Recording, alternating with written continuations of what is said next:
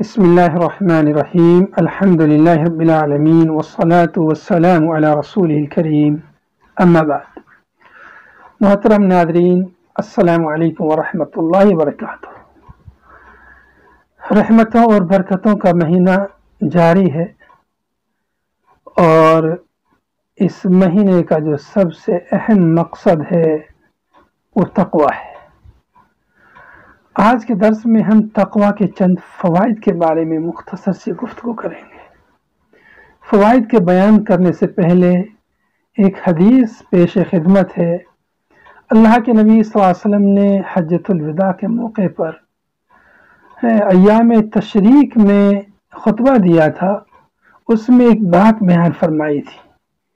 اس میں فرمایا تھا یا ایھا الناس، اے لوگو، الا ان ربکم واحد، کہ تمہارا رب ایک ہے، وان اباکم واحد، اور تمہارا باپ بھی ایک ہے۔ تم سب ایک ہی باپ آدم کی اولاد سے، سب تمہارا رب ایک، تمہارا باپ ایک ہی باپ آدم کی اولاد سے پیدا ہوئے۔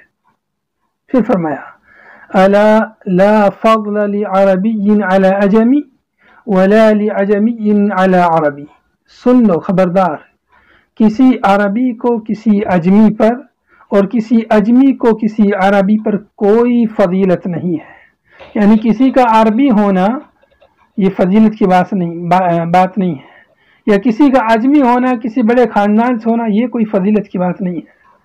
اور آگے فرمایا ولا احمر علی اسود ولا اسود علی احمر، اور نہ کسی گورے کو کسی کالے پر کوئی فضیلت ہے اور نہ کسی کالے کو کسی گورے پر کوئی فضیلت ہے۔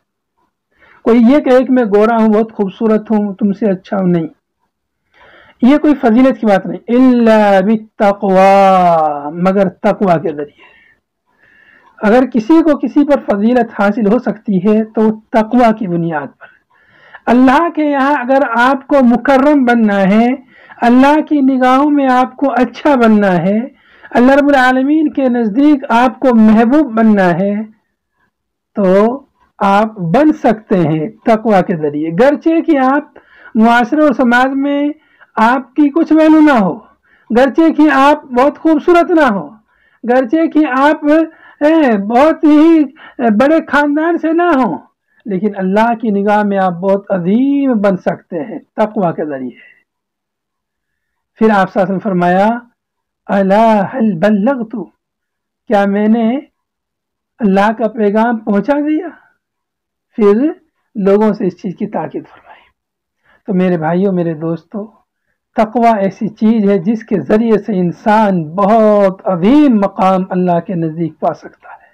اسی لیے اللہ فرماتا ہے،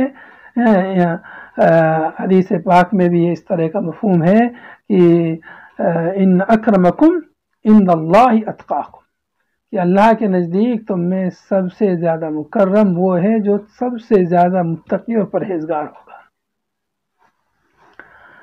ایسے ہی اللہ کے نبی صلی اللہ علیہ وسلم جب صحابہ کرام کو کسی کام کے لیے بھیجتے، دعوت و تبلیغ کے لیے بھیجتے، جہاد وغیرہ کے لیے بھیجتے، تو انہیں خاص طور سے تقوی کی وصیت اور نصیحت فرمایا کرتے تھے اور کہتے تھے کہ تقوی بالخصوص اپنے ساتھ تقوی، اللہ کی تقوی کو اپناؤ۔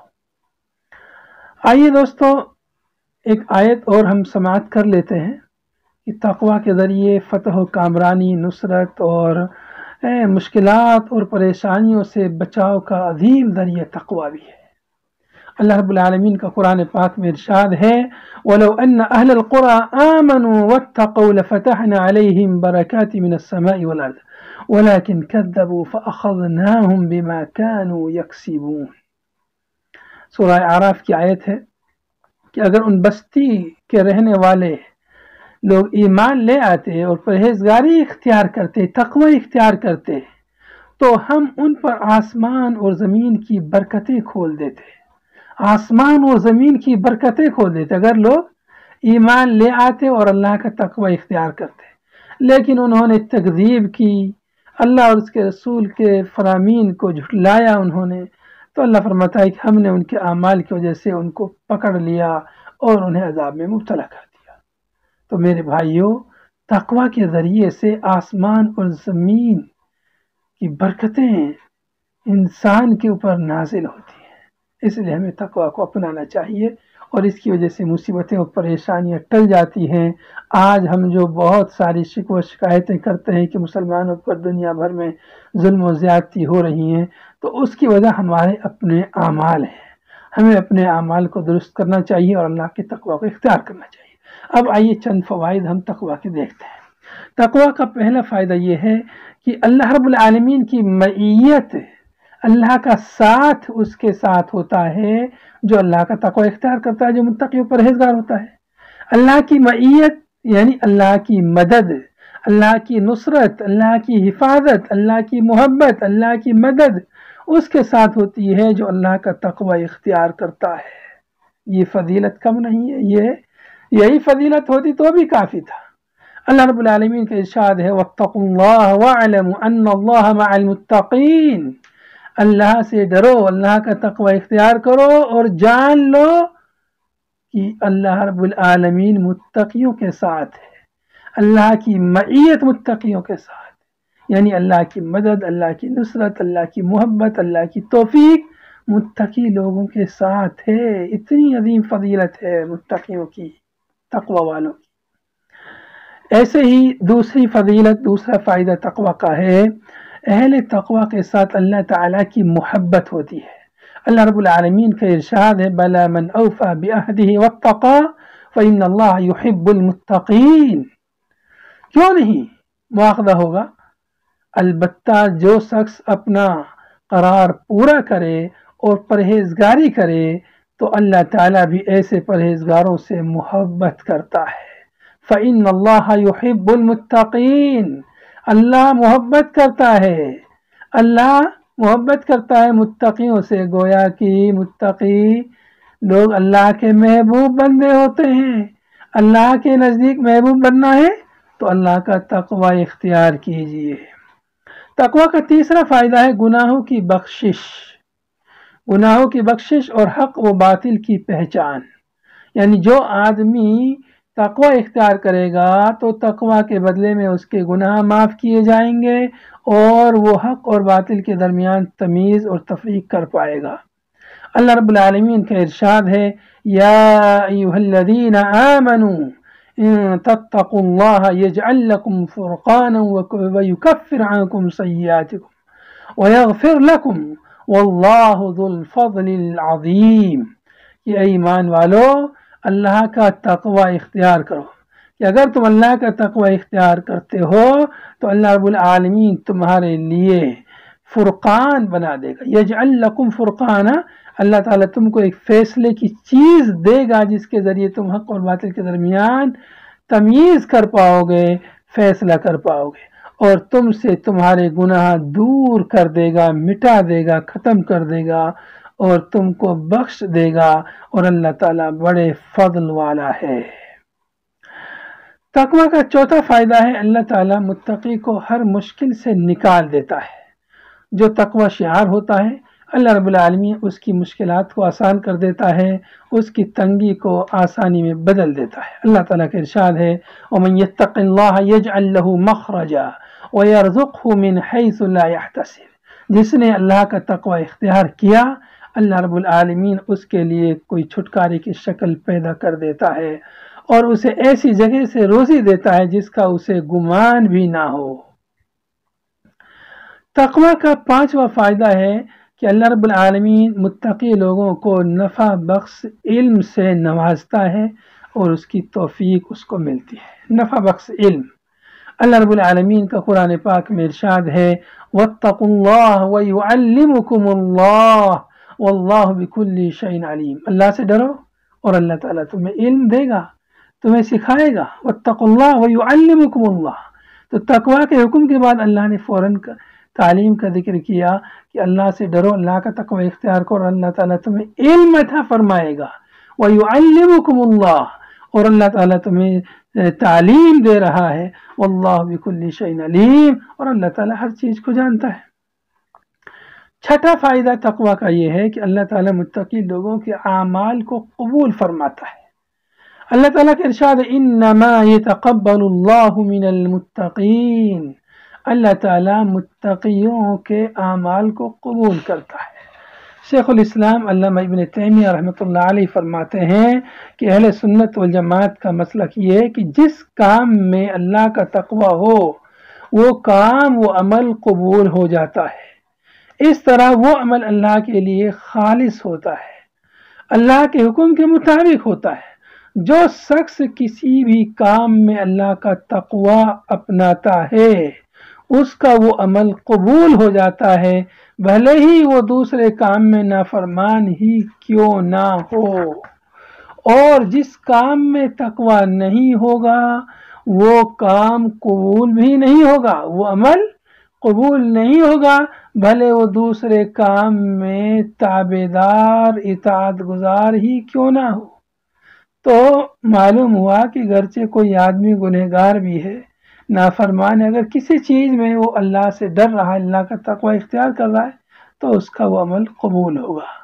تو تقوی کی بنیاد پر اعمال قبول ہوتے ہیں، اس لیے اللہ نے فرمایا انما یتقبل اللہ من المتقین، انما یتقبل اللہ من المتقین، اللہ تعالیٰ متقیوں سے قبول کرتا ہے نیک اعمال کو۔ ساتواں فائدہ تقوی کا یہ ہے کہ تقوی کی وجہ سے اللہ تعالیٰ کی ولایت، یعنی تقوی والا آدمی اللہ کا ولی ہوتا ہے۔ ولی، اللہ کے ولی کون لوگ ہوتے ہیں؟ جو جتنا بڑا متقی پرہیزگار ہوگا وہ اللہ کا اتنا بڑا ولی ہوگا۔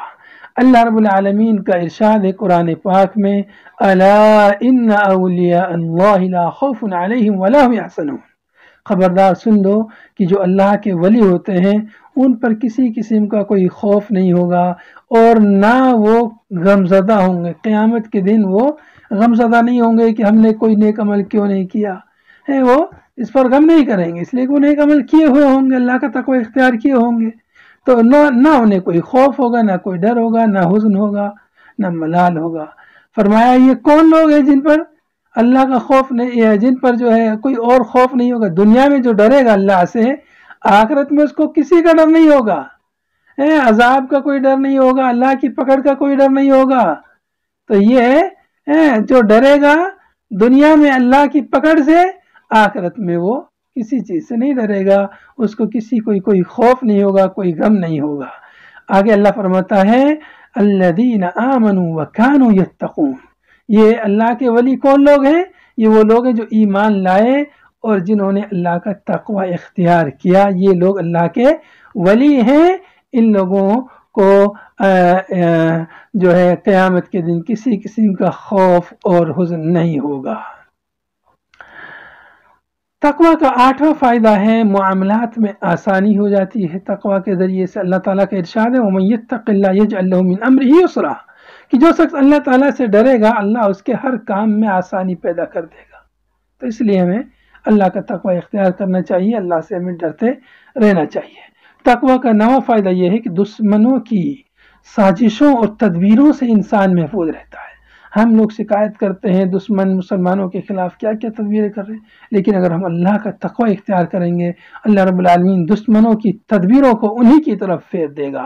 اللہ تعالیٰ کا ارشاد ہے وَإِن تَصْبِرُوا وَتَتَّقُوا لَا يَضُرُّكُمْ كَيْدُهُمْ شَيْئًا إِنَّ اللَّهَ بِمَا يَعْمَلُونَ مُحِيطٌ، کہ اگر تم صبر کرو اور پرہیزگاری اختیار کرو، تقوی اختیار کرو، تو ان کا مکر تمہیں کچھ نقصان نہ دے گا۔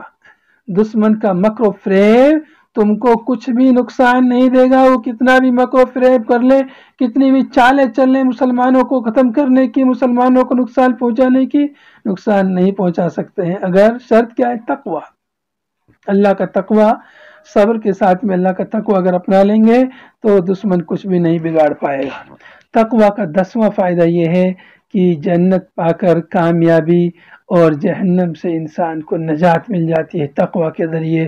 اللہ رب العالمین کا ارشاد ہے وَالْآخِرَةُ عِنْدَ رَبِّكَ لِلْمُتَّقِينَ، آخرت وہ متقیوں کے لیے، آخرت میں جو نیکی ہے، جو ثواب ہے، جو نعمتیں ہیں، ہے رب کے پاس وہ پرہیزگاروں کے لیے ہیں، متقیوں کے لیے ہیں۔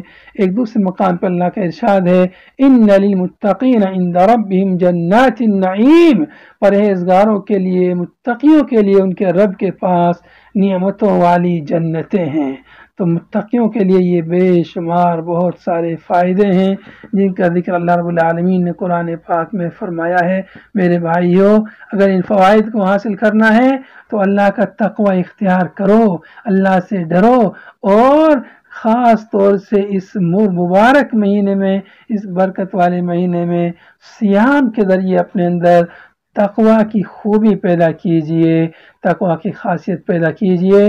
اللہ تعالیٰ سے دعا ہے اللہم انا نسألک الہدی والتقی والعفاف والغنی۔ والسلام علیکم ورحمۃ اللہ وبرکاتہ۔